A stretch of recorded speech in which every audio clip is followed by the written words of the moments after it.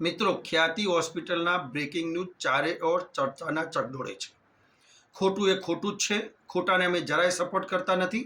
જ્યારે પાપનો ગળો છલકાય છે ત્યારે આવું બહાર આવે છે, અને જ્યારે ચોરી અને છીનાડું છાપરે ચરીને પોકારતું હોય છે.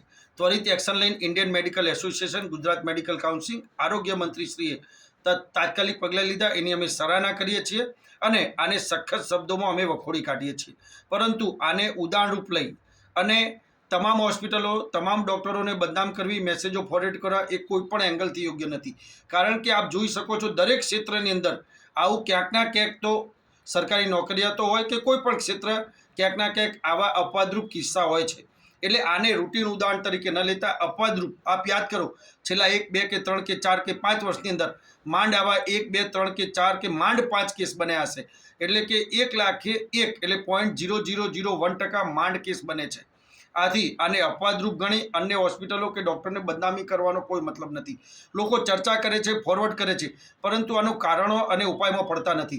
સૌથી પહેલું કારણ શું છે કે જ્યારે કોઈ પણ નોન મેડિકો, ખાસ કરીને બિલ્ડર હોસ્પિટલની અંદર પડે છે, યાદ રાખો મિત્રો, હોસ્પિટલ એ વ્યવસાય નથી, એ એક ચેરિટી વસ્તુ છે. તમારો મુખ્ય ઉદ્દેશ સેવા, મારે આ દર્દીને સેવા કરવી છે, મારે એનું કામ કરવું છે. ઉદાહરણ તરીકે મારા ત્યાં દર્દી આવે અને મારે નિદાન માટે જ્યારે એક્સરે જરૂરી છે, જ્યારે મારું પ્રાઇમરી ઇન્ટેન્શન નિદાન માટે જરૂરી એક્સરે છે, ત્યારે પૈસા તો મળવાના છે. Money is a byproduct. હંમેશા યાદ રાખો, શિક્ષણના કામમાં અને ડૉક્ટરની એ પૈસા બાય પ્રોડક્ટ છે. પરંતુ બિલ્ડરો સીધા 2 ને 5% ગણે છે. ક્યારે આની અંદર 2% છૂટતા જ નથી. એક્ઝામ્પલ તરીકે દેવાભાઈ શોપિંગ સેન્ટરની અંદર ગ્રાઉન્ડ ફ્લોરમાં 22માંથી 12 દુકાનો મારી છે. એટલે કે ગ્રાઉન્ડ ફ્લોરમાં અડધાથી વધુ શોપિંગ સેન્ટરની દુકાનો જગ્યા મારી છે, અને જેની અત્યારે બજાર કિંમત મિનિમમ ટુ મિનિમમ 7.5 કરોડ રૂપિયા છે. હવે 7.5 કરોડના 2% ગણો તો 15 લાખ. તો મને ક્યારેય દર મહિને 15 લાખ છૂટવાના જ નથી. પરંતુ જ્યારે બિલ્ડરો આ વ્યવસાયમાં પડે છે ત્યારે સીધા 2 ને 3% ગણતા હોય છે, એ ક્યારેય છૂટતા નથી. એટલે આ કારણસર જ ક્યાંકના ક્યાંક ડૉક્ટરોને ભારણ કરવામાં આવે છે. બીજું યાદ રાખો મિત્રો, કે જે પૈસા લેવામાં આવે છે મોટી કોર્પોરેટ હોસ્પિટલ, મોટી હોસ્પિટલોમાં, એમાંથી મોટો ભાગ 70થી 80%, 85% જે તે બિલ્ડર, જે તે માલિક પાસે જાય છે. ડૉક્ટર પાસે માંડ 10થી 15% આવે છે.